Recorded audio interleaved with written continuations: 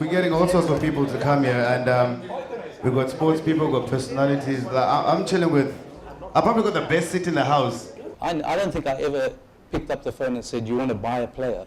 You get called up to the national team, everybody's excited, but you don't show up. They used to phone us. We must have this player. We must have. Oh, who is it? Sundowns. Well, the price is 7 bars.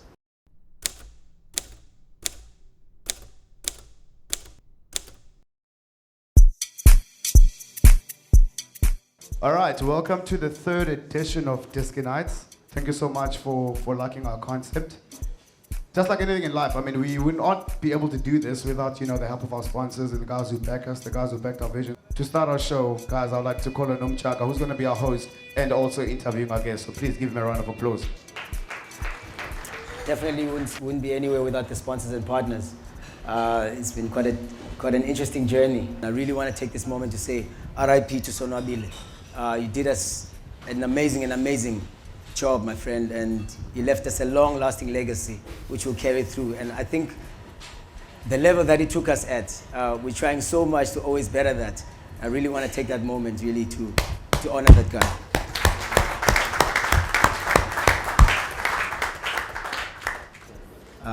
You represent this country under 7 at all levels, under 17, under 20, under 23, and then Bafana.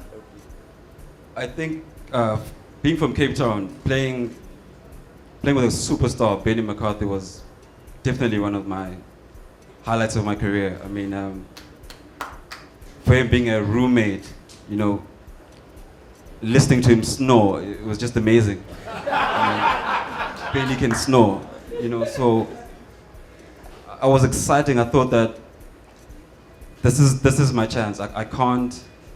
There's no turning back from now, and I really thought that maybe I get a couple more games, but unfortunately, injuries, part of the sport, it didn't go my way. But from that, I've always tried to get into the national setup, even though I was described as being unconventional and not being mobile. But it's part of the game, so you just take it in your stride. Just try to do well all the time.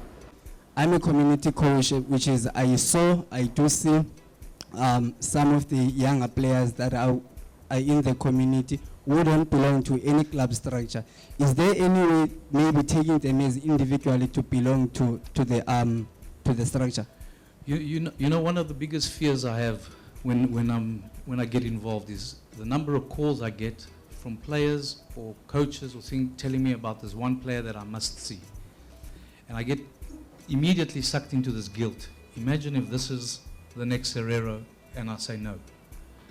It's a thing that, it's an attitude thing, and if clubs have the attitude of allowing some kind of platform for trials, and that's what I think we have to do as a club. I will insist that we have some kind of forum where on a regular basis, which happens also at Ajax, that we have some kind of open trials or an ability for players to come off the cuff from nowhere. What does South Africa need to do? Do we need to get together as a whole and level the playing fields and say, put our heads together and say, what are we going to do to ensure that this country grows together as a football nation, to ensure that one day we don't have to host the World Cup so that we can play it in again, but we are going to compete in the World Cup and make sure that we end up in the quarters or the semis or actually in the finals, because we have the potential. Let's not kid ourselves. The potential is here. We have the facilities, we have the sponsors, yeah, but we don't have the thinking, and we're not on the same page together. The sad thing is we don't have the strikers, but we have. That's a South African problem. We don't produce strikers for some reason. I have a reason. I think I have a notion why, and I'll tell you what I think it is that our players learn to play football on terrible fields, on shocking fields.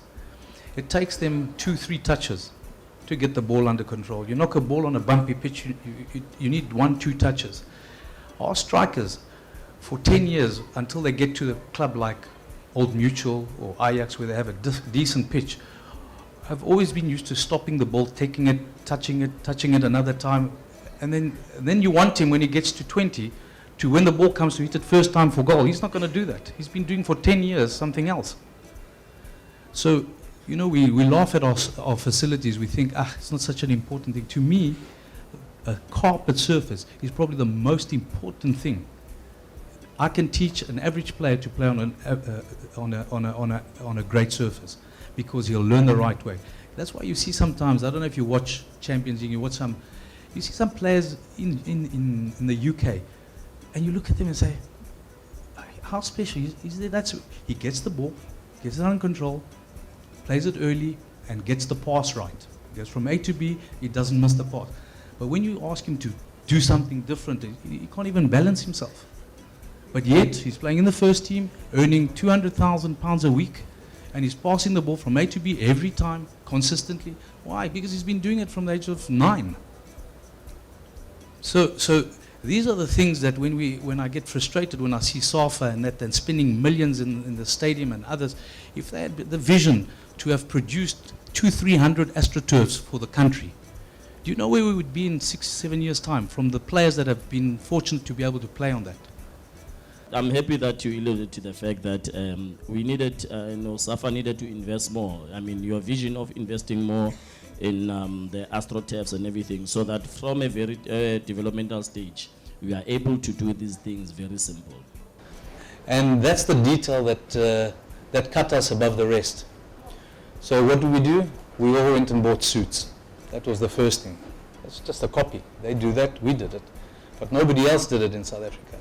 Suit and tie when you arrive at the game. We don't come with Avis combis anymore. We arrive with a Intercape bus.